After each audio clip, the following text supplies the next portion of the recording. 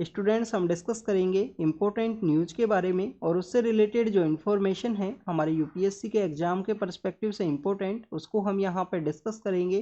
First news है student state legislative assembly elections के बारे में। आप देखिए कि 5 स्टेट्स के अंदर जो लेजिस्लेटिव असेंबली के इलेक्शंस है वो कंडक्ट कराए गए थे इलेक्शन कमीशन के द्वारा। उसका जो रिजल्ट है वो अनाउंस किया गया है। तो रिजल्ट के अंदर कौन सी पॉलिटिकल पार्टी के कितने नंबर रहे, किस पार्टी को जो मेजोरिटी है वो मिला, हमारे एग्जाम के पर्पज से इम्पोर्टेंट नहीं है। एग्जाम के पर्पज से इम्पोर्टेंट है कि इलेक्शन कमीशन के द्वारा कौन कौन से ऐसे इलेक्शंस हैं जिसको कंडक्ट करवाया जाता है, इसके बारे में आपको इन्फॉर्मेशन होनी चाहिए कि प्रेसिडेंट का जो इलेक्शन है, वाइस प्रेसिडेंट का जो इलेक्शन है। इसके अलावा आप देखिए कि हमारी जो लोकसभा है, लोकसभा के जो जनरल इलेक्शंस है वो यहाँ पे इलेक्शन कमीशन के द्वारा कंडक्ट कराए जाते हैं। और हमारी जो स्टेट लेजिस्लेटिव असेंबली के इलेक्शंस हैं वो भी किसके द्वारा कंडक्ट करवाए जाते हैं, इलेक्शन कमीशन के द्वारा ही। तो बेसिकली स्टूडेंट्स यहाँ से क्वेश्चन ये है कि स्टेट इलेक्शन कमीशन के द्वारा, जो स्टेट का इलेक्शन कमीशन है उसके द्वारा कौन कौन से इलेक्शन है जिनको कंडक्ट कराया जाता है। तो आपको पता होना चाहिए स्टेट इलेक्शन कमीशन का जो इस्टेब्लिशमेंट किया गया था 73rd and 74th constitution amendment act के थ्रू किया गया, जिसमें पंचायती राज इंस्टीट्यूशंस को जो कॉन्स्टिट्यूशनल स्टेटस है वो दिया गया था। तो आप देखिए कि हमारे जो पंचायती राज इंस्टीट्यूशंस है, अर्बन लोकल बॉडीज हैं, उसके जो इलेक्शंस है वो किसके द्वारा कंडक्ट करवाए जाते हैं, स्टेट इलेक्शन कमीशन के द्वारा। जब स्टेट के अंदर में लेजिस्लेटिव असेंबली के इलेक्शंस भी कंडक्ट होते हैं तो उस समय में इलेक्शन कमीशन को जो सपोर्ट है वो प्रोवाइड किया जाता है स्टेट इलेक्शन कमीशन के द्वारा। जैसे कि कॉन्स्टिट्यूएंसीज के अंदर में जो नया वोटिंग जो लिस्ट है उसको प्रिपेयर करना हो, यहाँ पे कॉन्स्टिट्यूशनल जो भी मशीनरी है उसका कम्प्लीटली यूज करना हो, इलेक्शन को फ्री एंड फेयर वे में कंडक्ट कराने की रिगार्डिंग में। इलेक्शन कमीशन के रिगार्डिंग में आपको एक इन्फॉर्मेशन ये होनी चाहिए कि जब इलेक्शंस को फेयर प्लेइंग फील्ड है उसको प्रोवाइड करने के रिगार्डिंग में जो मॉडल कोड ऑफ कंडक्ट है उसको इम्प्लीमेंट किया जाता है। तो क्या मॉडल कोड ऑफ कंडक्ट को जो इम्प्लीमेंट किया जाता है नोटिफिकेशन को इश्यू करने के साथ ही, जैसे ही इलेक्शन कमीशन के द्वारा जो डेट्स है वो इश्यू की जाती है, कितनी डेट को आपका जो वोटिंग है उसको करवाया जाएगा, तो वो जिस दिन जो अनाउंस किया जाता है प्रेस कॉन्फ्रेंस, उसी दिन जो मॉडल कोड ऑफ कंडक्ट है वो एग्जिस्टेंस के अंदर में आती है। तो आप देखिए कि मॉडल कोड ऑफ कंडक्ट का जो एग्जिस्टेंस है वो कब यहाँ पे एंड होता है उसके बारे में आपको इन्फॉर्मेशन होनी चाहिए। क्या इलेक्शन कमीशन के द्वारा जो रिजल्ट्स अनाउंस किए गए उसके साथ ही जो मॉडल कोड ऑफ कंडक्ट है उसका जो यहाँ पे एग्जिस्टेंस है वो यहाँ पे खत्म होता है, या आप देखिए कि नई गवर्नमेंट के फॉर्म होने के बाद में जो मॉडल कोड ऑफ कंडक्ट है वो एंड होती है, उसके बारे में आपको पता होना चाहिए कि कब यहाँ पे मॉडल कोड ऑफ कंडक्ट का जो एग्जिस्टेंस है वो एंड होता है उसके बारे में। नेक्स्ट अगर हम बात करें स्टेट लेजिस्लेटिव असेंबली इलेक्शंस के बारे में, तो एक और इन्फॉर्मेशन आपको यहाँ पे ये होनी चाहिए कि स्टेट लेजिस्लेटिव असेंबली के इलेक्शंस हैं उसको यहाँ पे कंडक्ट कराया गया। 4 स्टेट्स के जो रिजल्ट्स है उसको अनाउंस किया गया। 1 स्टेट जो मिजोरम है वहाँ पे एक रिलीजियस फंक्शन होने की वजह से जो वहाँ पे क्रिश्चियन कम्युनिटी का जो मेजोरिटी पाया जाता है, तो 4 दिसंबर का जो दिन है, आज का जो दिन है, उस दिन वहाँ पे जो रिजल्ट्स है उसको अनाउंस किया जाएगा। आप देखिए कि स्टेट लेजिस्लेटिव असेंबली के अंदर में मैक्सिमम नंबर ऑफ सीट्स कितना होती हैं उसके बारे में आपको पता होना चाहिए, कितनी सीट्स यहाँ पे डिफाइन की गई हैं। आप देखिए कि highest number of seat present समय में कौन से स्टेट के अंदर में है। क्या उत्तर प्रदेश के अंदर 401 नंबर जो सीट्स हैं, क्या उत्तर प्रदेश के अंदर है हाईएस्ट नंबर ऑफ जो सीट्स हैं स्टेट लेजिस्लेटिव असेंबली के अंदर में क्या, और मिनिमम नंबर ऑफ सीट्स कितना होती हैं उसके बारे में भी आपको पता होना चाहिए, क्योंकि मिजोरम के अंदर जो वोटिंग काउंट किया जाएगा 4 दिसंबर को वहाँ पे 40 नंबर ऑफ सीट्स हैं। तो मिनिमम सीट्स कितनी डिफाइन की गई हैं, कितना सीट्स यहाँ पे स्टेट लेजिस्लेटिव असेंबली के अंदर होना ही चाहिए, ये आपको बेसिक इन्फॉर्मेशन है उसके बारे में जानकारी होनी चाहिए। तो this is all the information related to the election commission, उन सब इन्फॉर्मेशन के बारे में है। एक हम नोटा के बारे में काफ़ी बार डिस्कस करते हैं, नन ऑफ द अबाउ 2013 के समय PUCL versus union of India का केस है जिसके अंदर सुप्रीम कोर्ट के द्वारा इसको इम्प्लीमेंट किया गया था कि इलेक्शन के अंदर में पार्टिसिपेशन करने के रिगार्डिंग में चाहिए नेगेटिव वोट का एक कॉन्सेप्ट हो, नेगेटिव वोट का एक कॉन्सेप्ट हो, जिसके अंदर में सबसे लास्ट के अंदर में एक नोटा का जो बटन है वो दिया जाता है कि किसी भी अगर आपको कैंडिडेट है वो पसंद नहीं आता है तो आप नोटा है उसको प्रेस कीजिए। आप देखिए कि नोटा का कभी कभी स्टेट्स के अंदर में ऐसा देखने के लिए मिलता है क्योंकि स्टेट का जो इलेक्शंस है, पंचायती राज इंस्टीट्यूशन, अर्बन लोकल बॉडीज के जो इलेक्शंस है वो किसके द्वारा कंडक्ट कराए जाते हैं, स्टेट इलेक्शन कमीशन के द्वारा। और urban local bodies and Panchayati Raj institutions के जो रूल्स हैं कि किस तरीके के इलेक्शंस होंगे, क्या यहाँ पे क्वालिफिकेशंस होगी, ये किसके द्वारा डिसाइड किया जाता है, स्टेट गवर्नमेंट के द्वारा। जैसे कि राजस्थान के अंदर 2015 के समय में एजुकेशन का एक क्वालिफिकेशन है वो लगा दिया गया था कि मिनिमम आपको यहाँ पे ग्रेजुएशन है, 10th या 12th का जो डिग्री है वो बेसिकली वो क्लास आपने पास की हो, एजुकेशन क्वालिफिकेशन। पंचायती राज इंस्टीट्यूशन और अर्बन लोकल बॉडीज के अंदर ये क्वालिफिकेशन है वो लगाई गई थी।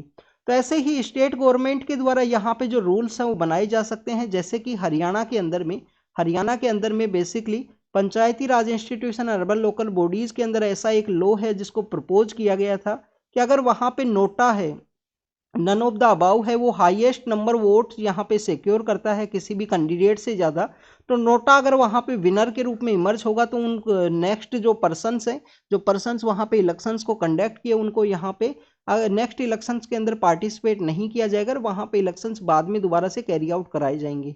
बट ये जो लॉ है वो एग्जिस्टेंस के अंदर में नहीं आया था। ऐसा काफ़ी सारे स्टेट्स के अंदर में प्रपोज करने की बात की गई थी लास्ट 2-3 ईयर्स के अंदर में कि नोटा अगर कहीं पे इमर्ज होता है डेट मीन्स ऑल कैंडिडेट्स को वहाँ पे लोगों ने रिजेक्ट किया है और आप दोबारा से वहाँ पे इलेक्शन है उसको कंडक्ट करवाइए। तो ये आपको पता होना चाहिए, बट ये लॉ एग्जिस्टेंस के अंदर में नहीं आया। इसके बारे में हमने डिस्कस किया है कि नोटा का इस तरीके से यूज है वो इंक्रीज हुआ है। नोटा क्या है, नन ऑफ द अबाउ क्यों दिया गया, वोटर्स का पार्टिसिपेशन के रिगार्डिंग में, पॉलिटिकल पार्टीज के लिए एक मैसेज भी है अगर ये नोटा वहाँ पे इमर्ज होता है या मोर नंबर ऑफ नोटा वोट्स यहाँ पे देखने के लिए मिलते हैं, डेट मीन्स वहाँ के जो कैंडिडेट्स हैं उसको पब्लिक के द्वारा रिजेक्ट किया गया।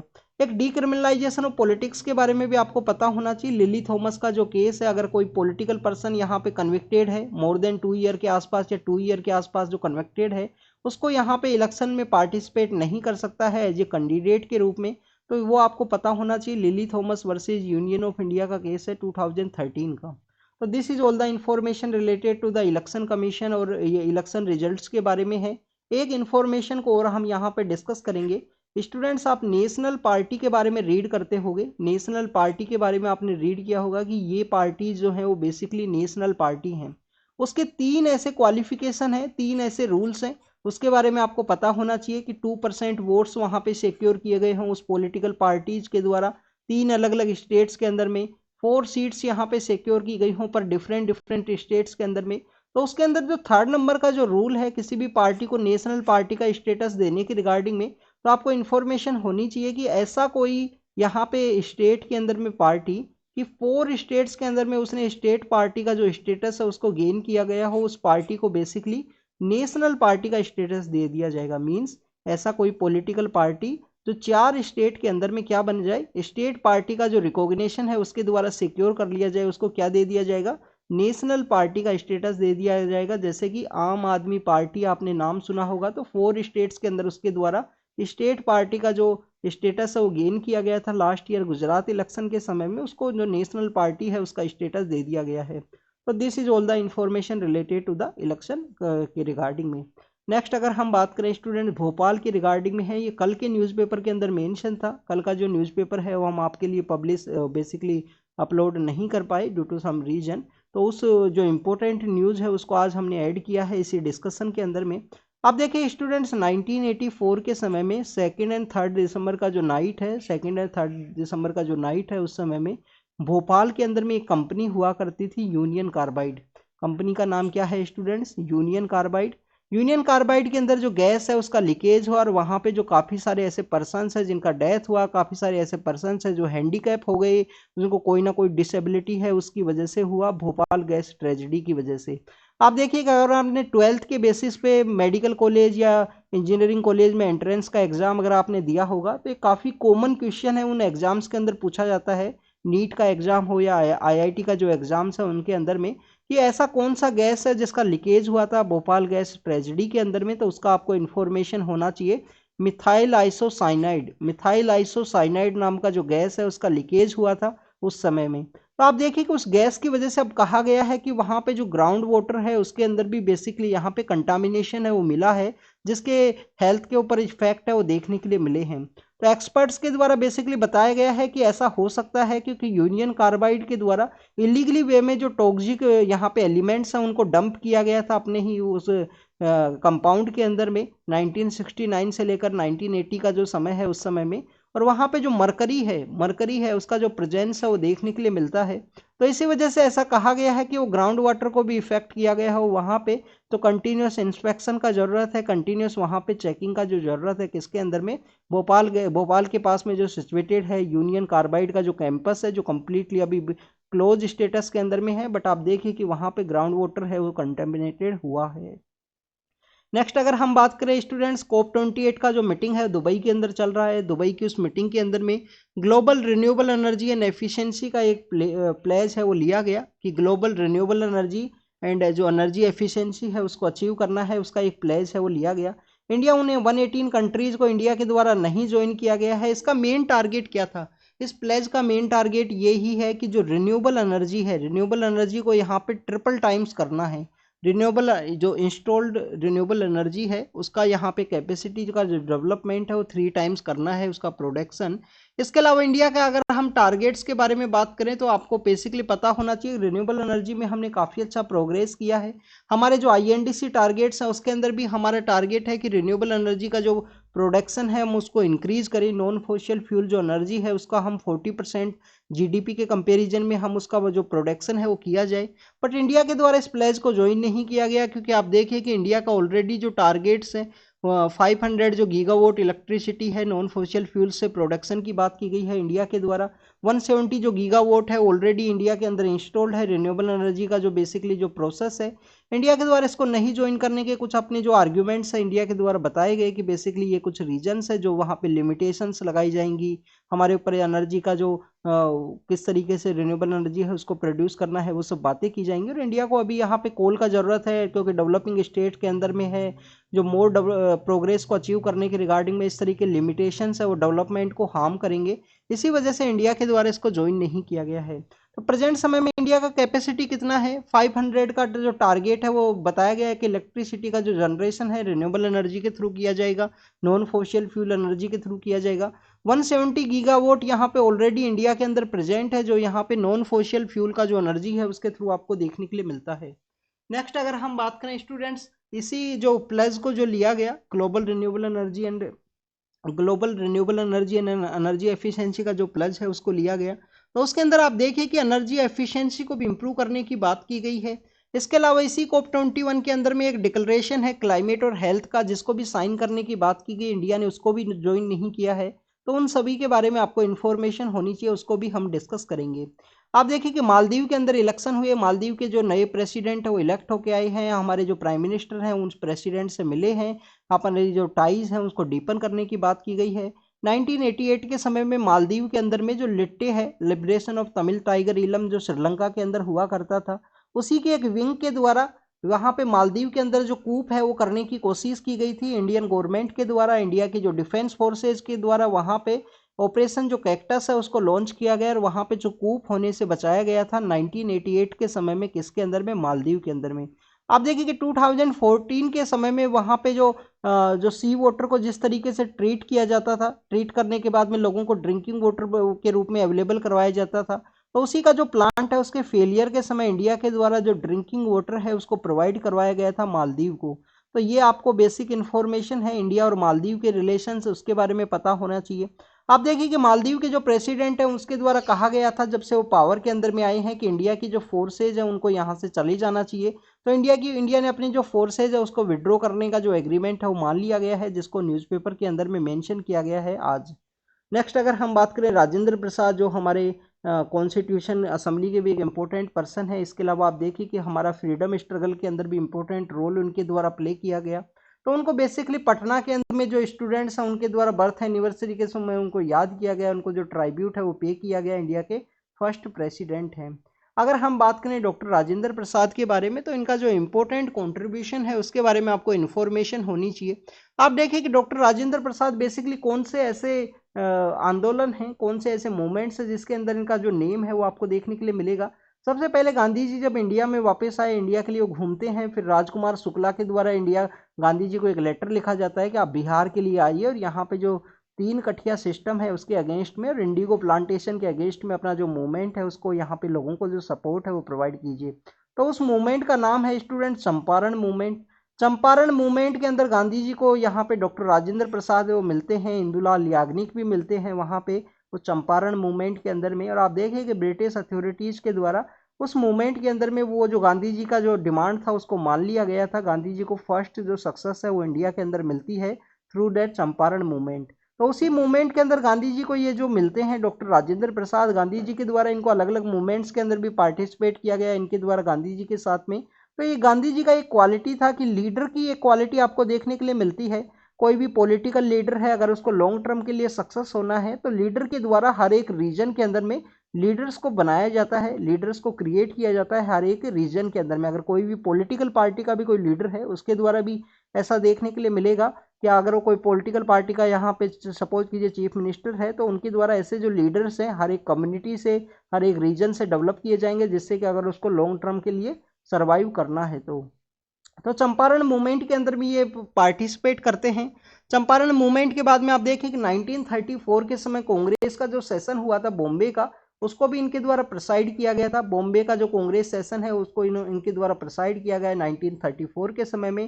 जब नेताजी सुभाष चंद्र बोस कांग्रेस को छोड़ के जाते हैं 1939 के उस सेशन के अंदर में जो इलेक्ट होते हैं वहाँ पे पट्टाभी सीतारामैया को डिफीट करते हुए, तो 1939 में जब कांग्रेस से चले जाते हैं नेताजी सुभाष चंद्र बोस तो उस समय में इनके द्वारा ही 1939 का जो सेशन है उसको हेड किया गया था। हमारे कॉन्स्टिट्यूशन असेंबली की काफ़ी सारी ऐसी कमेटीज़ हैं जो इनके द्वारा हेड की गई, जैसे कि एड हॉक कमेटी है, रूल्स ऑफ प्रोसीजर कमेटी है, स्टीयरिंग कमेटी है, और आप देखिए कि हमारे फाइनेंस का जो सब कमेटी है वो भी इनके द्वारा हेड की गई थी।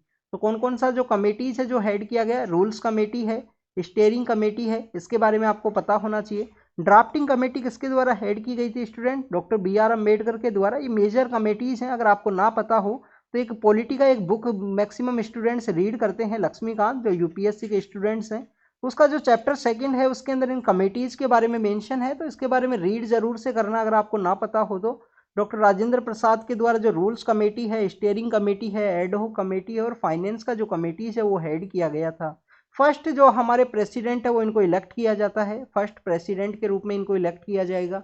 इसके अलावा गांधी जी के और भी काफ़ी सारे मूवमेंट्स हैं, जैसे कि सोल्ट सत्याग्रह है उसके अंदर ये पार्टिसिपेट किए थे। इसके अलावा स्टूडेंट्स अगर हम बात करें नॉन कोऑपरेशन मूवमेंट है, सिविल डिसोबिएंट मूवमेंट है, उन सभी के अंदर इनके द्वारा पार्टिसिपेट किया गया डॉक्टर राजेंद्र प्रसाद के द्वारा। हमारी कॉन्स्टिट्यूशन असेंबली के द्वारा इनको जो हमारा फर्स्ट प्रेसिडेंट है उसके रूप में इलेक्ट किया गया था, फर्स्ट प्रेसिडेंट के रूप में नॉमिनेट किया गया था। तो कॉन्स्टिट्यूशन असेंबली के कुछ ऐसे काम हैं जो उसके द्वारा other than making the constitution उसको कैरी आउट किया गया। वो 5 वर्ष के बारे में 5 जो काम है उनके बारे में हमने रीड किया है, डिस्कस किया है। हमारा जो फ्लैग जो बनाया गया था, फ्लैग का जो कमेटी है उसको भी इनके द्वारा हेड किया गया था। फ्लैग का जो डिजाइनिंग के रिगार्डिंग में कमेटी है उसको भी इनके द्वारा हेड किया गया था डॉक्टर राजेंद्र प्रसाद के द्वारा। नेक्स्ट अगर हम बात करें स्टूडेंट्स, ज्ञान नाम का जो स्कीम है उसके बारे में डिस्कस किया गया है कि गवर्नमेंट के द्वारा से उसको 4th फेज के अंदर अप्रूवल किया गया है। तो ज्ञान स्कीम क्या है? ग्लोबल इनिशिएटिव है एकेडमिक नेटवर्क का, ग्लोबल इनिशिएटिव है एकेडमिक नेटवर्क का। बेसिकली ये प्रोसेस क्या है कि बाहर के जो टीचर्स हैं, जो प्रोफेसर हैं इंडियन यूनिवर्सिटीज़ के अंदर में, इंडियन एकेडमिक नेटवर्क्स के अंदर में यहाँ पे आए, उनको जो पेमेंट है वो गवर्नमेंट के द्वारा किया जाएगा, जिससे कि इंडिया का एक एजुकेशन हब के रूप में यहाँ पे इमर्ज हो। तो यही बेसिकली एक स्कीम है जो पहले कोविड से पहले चला करती थी, बट कोविड के समय उसको एक ब्रेक है वो आ गया था। उस समय में आप देखिए कि हेल्थ का काफ़ी ज़्यादा एक्सपेंडिचर होने की वजह से, और उसी समय में अब यहाँ पे ज्ञान का नाम का जो स्कीम है उसको दोबारा से global initiative for academic network है, जिसको दोबारा से यहाँ पे इम्प्लीमेंट करने की बात की गई है। नेक्स्ट अगर हम बात करें स्टूडेंट्स, आप देखिए कि एक साइक्लोन है, साइक्लोन कहाँ पे आने वाला है? हमारा जो चेन्नई आंध्र प्रदेश का जो रीजन है वहाँ पे आपको देखने के लिए मिलेगा। स्पेशली जो मछलीपट्टनम का जो एरिया है, मछलीपट्टनम का जो एरिया है वहाँ पे जो इसका मोर जो इंटेंसिटी है वो देखने के लिए मिलेगी। साइक्लोन का नाम है स्टूडेंट मिचोंग, मिचोंग नाम का एक साइक्लोन है। नेम किसके द्वारा दिया गया है? नेम आपको बेसिक यहाँ पे इंफॉर्मेशन होनी चाहिए कि म्यांमार नाम का जो कंट्री है, म्यांमार नाम का जो कंट्री है उसके द्वारा जो नेमिंग है वो दी गई है मिचोंग नाम के साइक्लोन का। हैवी रेन होगा यहाँ पे, मोर जो डिस्ट्रैक्शन है वो देखने के लिए मिलेगा। आप देखें कि इंडियन मेट्रोलॉजिकल डिपार्टमेंट के द्वारा जो वार्निंग है वो यहाँ पे इशू की गई है। अभी कुछ दिन पहले हमने गुजरात के अंदर एक साइक्लोन को रीड किया था, मई और जून का जो समय है उस समय में, और आप देखिए कि IMD का वहाँ पे काफ़ी ज़्यादा जो सक्सेस रेट है वो देखने के लिए मिला कि एक भी पर्सन का जो डेथ है वो साइक्लोन की वजह से नहीं हुआ। आईएमडी के द्वारा वार्निंग इश्यू की गई, एनडीआरएफ की टीम्स के द्वारा लोगों को रेस्क्यू किया गया, जो कोस्टल एरिया के अंदर जो पर्सन्स है उनको रेस्क्यू किया गया उस समय साइक्लोन का जो कंडीशंस है उसके दौरान। तो ये हमारा one of the most successful है, आईएमडी का वार्निंग का भी और एनडीआरएफ का टीम का जो कोलोब्रेशन है उसके साथ में। आप देखिए कि 1999 के समय एक सुपर साइक्लोनिक जो कंडीशंस है वो डेवलप हुई थी उड़ीसा के अंदर में, और वहाँ पे जो काफ़ी सारा जो डिस्ट्रैक्शन है वो देखने के लिए मिला था।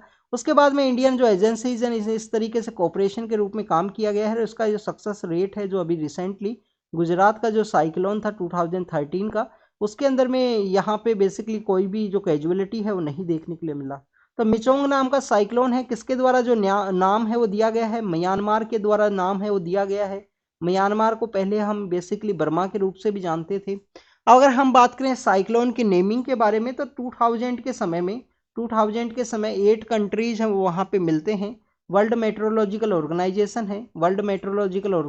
है, इसके अलावा यूएन एस्केप नाम का जो ऑर्गेनाइजेशन है, United nation economic and social commission for Asia Pacific, United nation for economic and social commission for Asia Pacific नाम का जो यहाँ पे ऑर्गेनाइजेशन है, उसका बेसिकली 8 कंट्रीज हैं जिसको चूज किया गया, जिनके द्वारा एशिया पैसिफिक के अंदर में जो साइक्लोन्स है उसका नेम दिया जाएगा हर एक कंट्री के द्वारा।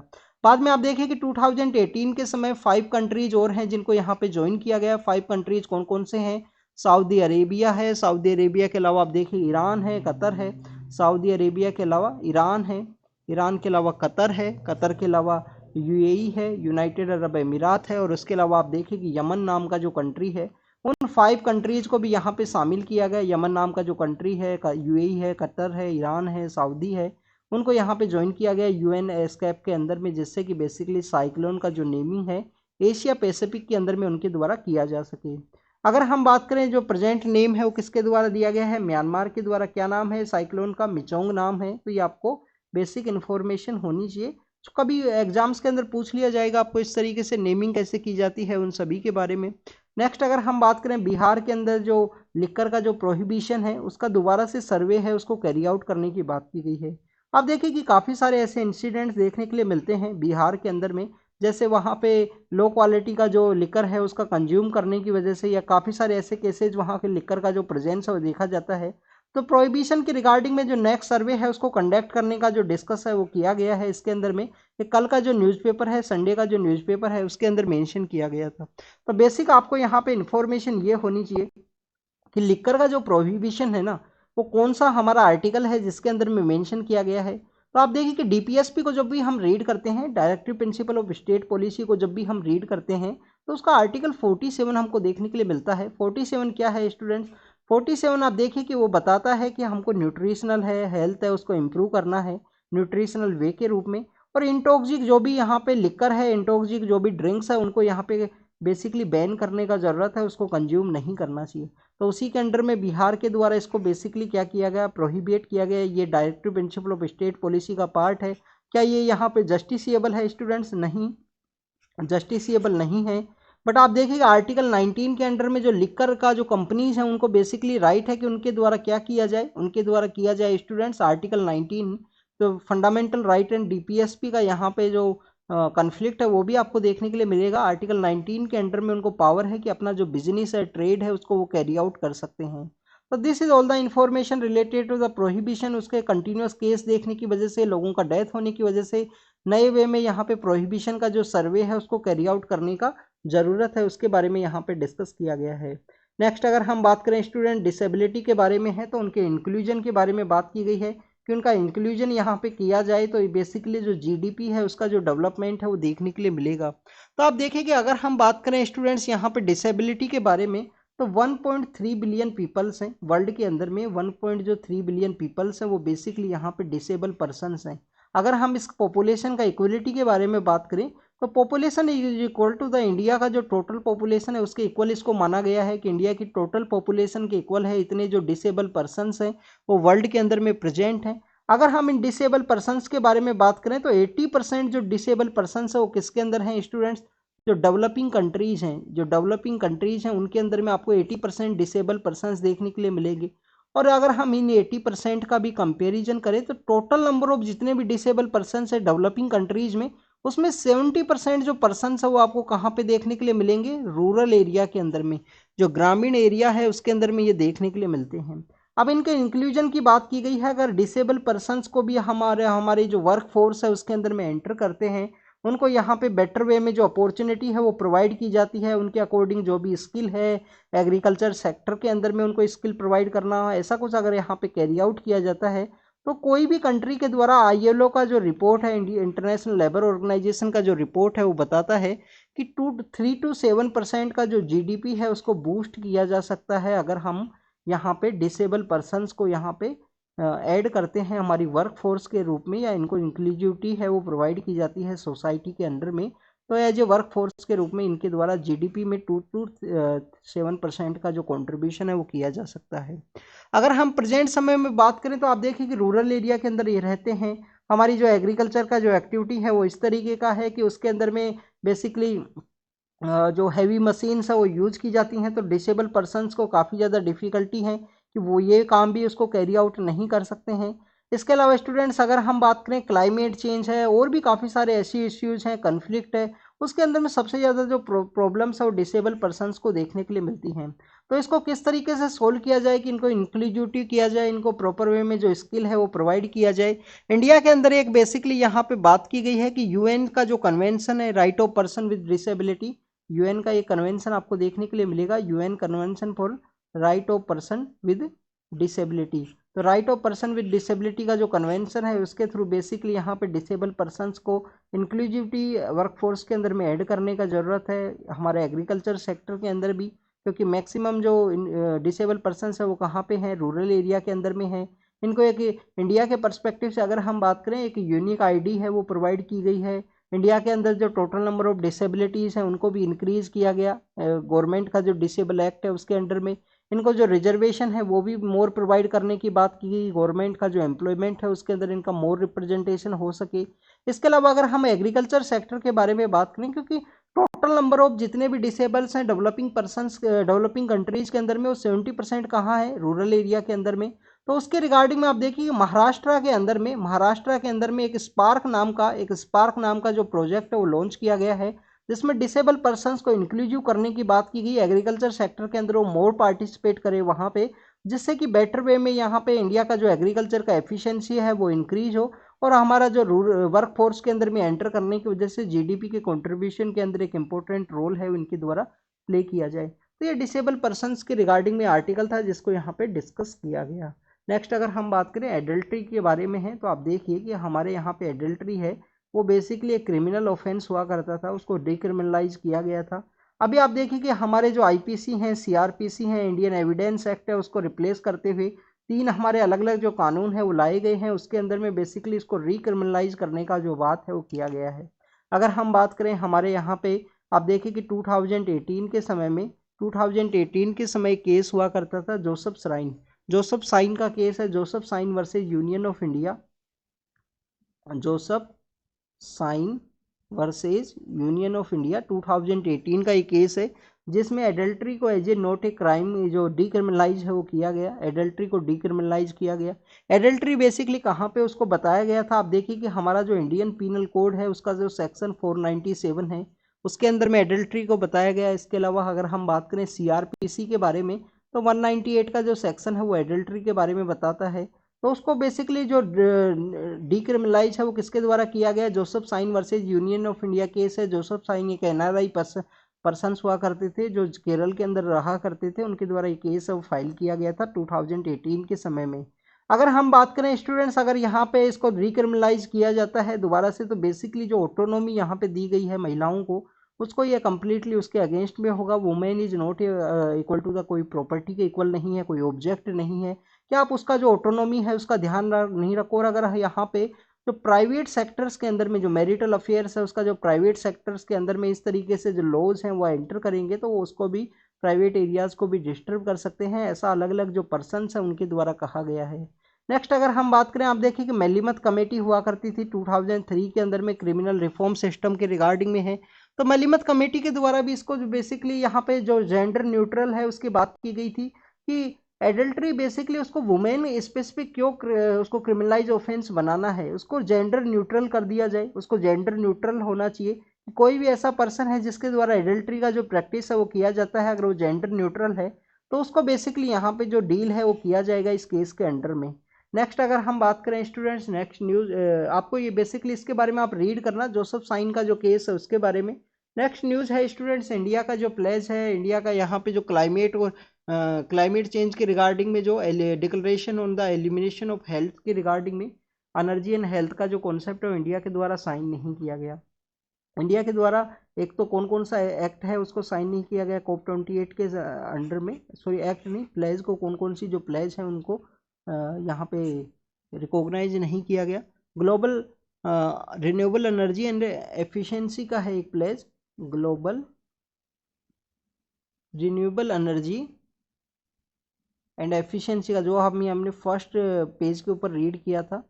तो बेसिकली आप देखिए global energy and energy efficiency का जो प्लेज है उसको इंडिया के द्वारा रेटिफाई नहीं किया गया। इसके अलावा आप देखिए कि अगर हम बात करें, डिक्लेरेशन है कि यहाँ पे क्लाइमेट का जो हेल्थ के ऊपर जो इम्पैक्ट होता है उसके रिगार्डिंग में है। तो इसके अंदर में बेसिकली कहा गया है कि जो कोल्ड स्टोरेज है उन सभी को यहाँ पे हेल्थ के रिगार्डिंग में, क्लाइमेट चेंज और हेल्थ का जो इम्पैक्ट है उसके रिगार्डिंग कोल्ड स्टोरेज को क्लोज करने की बात की गई है, कि उसकी वजह से एमिशन है वो देखने के लिए मिलता है, उसकी वजह से हेल्थ के ऊपर इम्पैक्ट आता है। तो इंडिया के द्वारा इस वजह से साइन नहीं किया गया कि प्रेजेंट समय में हमारा जो वैक्सीन है उसको प्रोटेक्ट करने के रिगार्डिंग में, उसको सेफ एंड सिक्योर करने के रिगार्डिंग में काफ़ी ज़्यादा इंपॉर्टेंट है। तो इंडिया के द्वारा इस पर्सपेक्टिव से इन जो अलग अलग लॉज हैं जो COP 28 के अंदर प्रपोज किए गए उनको साइन नहीं किया गया। नेक्स्ट अगर हम बात करें, ये बेसिकली द हिंदू जो न्यूज़पेपर है उसके ये इम्पोर्टेंट पर्सन है, उनके द्वारा कहा गया है कि डिसइंफॉर्मेशन एक मेजर थ्रेट है हमारी डेमोक्रेसी के रिगार्डिंग में। तो स्टूडेंट्स काफ़ी हद तक ये बात सही है। आप देखिए कि अगर हम बात करें फेक न्यूज़ के बारे में, इसके अलावा अगर हम बात करें, आप देखिए कि डीप फेक का जो कॉन्सेप्ट देखने के लिए मिला है जिसके अंदर एक डिफरेंट पर्सनैलिटी है उसको क्रिएट कर दिया जाएगा। कोई भी पॉलिटिकल लीडर है उसके रिगार्डिंग में डीप फेक के थ्रू एक वीडियो है, वॉइस है, उसको सर्कुलेट किया जा सकता है। तो उसका जो मिस यूज़ है वो देखने के लिए मिलेगा। One of the major threat है उसके रूप में बताया है डेमोक्रेसी के रिगार्डिंग में, डिसइंफॉर्मेशन है उसका स्प्रेड ना होना चाहिए। अब डिसइंफॉर्मेशन क्यों यहाँ पे इंक्रीज हुआ है, एक तो आप देखिए कि लोग यहाँ पे बेसिकली इंफॉर्मेशन का जो कंज्यूम है वो कहाँ से करते हैं, इंफॉर्मेशन का जो सोर्स है वो क्या है। इंफॉर्मेशन का सोर्स आपको पता होना चाहिए कि सोशल मीडिया बेसिकली एक इंफॉर्मेशन सोर्स के रूप में काम करता है। सोशल मीडिया का कोई रेगुलेशन है इस तरीके का इंफॉर्मेशन के रिगार्डिंग में, रेगुलेशन नहीं है स्टूडेंट्स, क्योंकि वहाँ पे सभी लोगों को freedom of speech and expression है। दूसरे लोगों के द्वारा मार्क किया जाता है, उसके बाद में वो न्यूज़ है वो एग्जिस्टेंस के अंदर में आती है कि बेसिकली ये फेक न्यूज़ है, ये कम्प्लीटली डिस इंफॉर्मेशन है, उसको सर्कुलेट किया गया है। तो आप देखिए कि सोशल मीडिया एक मेन सोर्स होने की वजह से न्यूज़ का कंज्यूम करने के रिगार्डिंग में यहाँ पे फेक न्यूज़ है, डिसइंफॉर्मेशन है, उसका स्प्रेड है वो हो सकता है। अभी कुछ फैक्ट चेक यूनिट्स हैं वो काफ़ी कुछ देखने के लिए मिलते हैं, बट कभी कभी ऐसा देखने के लिए मिलेगा कि उस फेक न्यूज़ की वजह से कुछ ना कुछ जो डिस्टर्बेंस है, जो नुकसान है वो हो चुका है, चाहे वो किसी पर्सनस के ऊपर में अटैक करना हो, या कोई माइनॉरिटी कम्युनिटी का हो, या कोई ऐसा पर्सन है जिसके ऊपर अटैक किया गया हो। जैसे आप देखिए कि काफ़ी सारे स्टेट्स के अंदर में ऐसा भी बता दिया जाता है कि कुछ यहाँ पे रिलीजियस पर्सन्स आएंगे, कुछ ओल्ड एज के पर्सन्स आएंगे, उनके द्वारा बच्चों को उठा लिया जाएगा, ऐसे मिस इन्फॉर्मेशन है उसको स्प्रेड किया जाएगा। उसके अंदर में एक देखिए कि 2018 के समय में कुछ लोगों का जो मर्डर है वो कर दिया गया था वहाँ पे पब्लिक के द्वारा, ऐसा उनके न्यूज़ था कि बेसिकली ये लोग बच्चे उठाने के लिए आए हैं यहाँ पे गाँव के अंदर में। तो ऐसी कुछ डिसइंफॉर्मेशन है वो बेसिकली डेमोक्रेसी के सर्वाइवल के लिए, इंडिया का जो सोसाइटल हार्मनी है उसके भी अगेंस्ट में होगा। इंडोनेशिया के अंदर अगर हम बात करें स्टूडेंट्स, मारापी नाम का जो वोल्कनो है वहाँ पे इरप्शन हुआ है। मारापी नाम का जो वोल्कनो है जो वेस्टर्न सुमात्रा के अंदर सिचुएटेड है, वहाँ पे वोल्कनिक इरप्शन हुआ है, उसके बारे में न्यूज़ के अंदर में था। आईफल टावर के अंदर में आप देखिए कि मेंटली डिस्टर्ब एक पर्सन के द्वारा यहाँ पे जो अटैक है वो किया गया। तो ऐसे वेस्टर्न कंट्रीज के अंदर में ऐसे केसेज है वो काफ़ी कॉमन है। यूएस के अंदर में देखिए कि राइट टू जो लाइसेंस होना, राइट टू आर्म का जो कॉन्सेप्ट होने की वजह से वहाँ पे काफ़ी बार जो गन फायर के इंसिडेंट्स है वो देखने के लिए मिलेंगे। नेक्स्ट अगर हम बात करें फिलीपाइंस के अंदर आईसिस का ही एक जो ग्रुप है उसके द्वारा जो बॉम्बिंग है उसको कैरी आउट किया गया है वहाँ पे सदर्न फिलीपींस के अंदर में। और फिलीपाइंस के रिगार्डिंग में ही जो न्यूज़ है वो यहाँ पे मेंशन की गई, जिसके बारे में हमने कुछ दिन पहले भी डिस्कस किया था कि फिलीपाइंस और जैसे चाइना का जो साउथ चाइना सी के अंदर में इमर्ज हुआ है कन्फ्लिक्ट, उसके बारे में। तो आप देखिए कि फिलीपाइंस के अंदर में एक जगह है, फिलीपाइंस के अंदर में एक रीफ है जिसको कि हम विट्सन रीफ के नाम से जानते हैं। वहाँ पे चाइनीज़ की जो बोट्स हैं उनका प्रेजेंस देखने के लिए मिला है। तो चाइना और फिलीपाइंस का नया एक कन्फ्लिक्ट है वो इमर्ज हुआ है। इसराइल के द्वारा कहा गया है कि उनके द्वारा सदर्न पार्ट ऑफ गाजा के अंदर भी जो बॉम्बिंग है वो किया जाएगा, सिविलियंस यहाँ पे इवैक्यूएट कर लिया जाए उन सिविलियन पर्सनस को। तो आप देखिए कि जब यहाँ पे गाजा के अंदर अटैक करने की बात की गई थी तो सिविलियन कम्युनिटी के द्वारा कहा गया था कि पहले हमको सदर्न पार्ट के अंदर में गाजा का जो बेसिकली यहाँ पे सदर्न पार्ट है उसके अंदर में हमको यहाँ पे सेंड किया जाएगा। और हो सकता है कि आने वाले दिनों में हमको जो सनाई पेनिनसुला है, जो सनाई पेनिनसुला है इजिप्ट का, वहाँ पे भी हमको सेंड कर दिया जाए। ऐसा सिविलियन कम्युनिटीज़ के द्वारा जो कंसर्न्स है वो रेज किए गए थे। बट वो देखिए कि उनको सदर्न पार्ट के अंदर भी अब बॉम्बिंग करने की वजह से हो सकता है कि आने वाले दिनों में उनको सनाई पेनिनसुला के अंदर में सेंड कर दिया जाए जो कि इजिप्ट के अंडर में आता है। वेनेजुएला का यहाँ पे एक बेसिकली जो वो रेफरेंडम है उसको कैरी आउट किया जाएगा। वेनेजुएला का जो नाइबर कंट्री है गुएना, गुएना के अंदर बेसिकली एक ऑयल रिच एक जगह है, उसके बारे में आपको पता होना चाहिए। आसिया क्यूबो उस जगह को बोलते हैं, एशिया क्यूबो उस जगह का हम नाम के नाम से जानते हैं। तो उसको बेसिकली अपने अंडर में शामिल करने के रिगार्डिंग में, क्योंकि वो ऑयल रिच है। वेनेजुएला के अंदर भी आपको ऑयल का जो प्रोडक्शन है वो देखने के लिए मिलता है। Organisation of petroleum export countries का एक इंपॉर्टेंट ऑर्गेनाइजेशन है जो 1960 के अंदर में जो बगदाद कॉन्फ्रेंस के थ्रू जिसको इस्टेब्लिश किया गया, जिसका मेन मोटिव यही है कि पेट्रोलियम एक्सपोर्ट जो कंट्रीज़ हैं उनके पास में यहाँ पे पावर हो, उसका एक यूनियन बना है कि किस तरीके से जो ऑयल है उसका सप्लाई करना है। तो ये वेनेजुएला के पास में है, गुएना का ये जगह है एस्क्यूबो, जिसको कि बेसिकली रेफरेंडम ऑर्गेनाइज करवाया गया है उसके रिगार्डिंग में। तो this is all the information related to the today's newspaper जिसको हमने डिस्कस किया, रीड किया। जो भी इंफॉर्मेशन है आप उसको रीड करना। तो thank you students, thank you.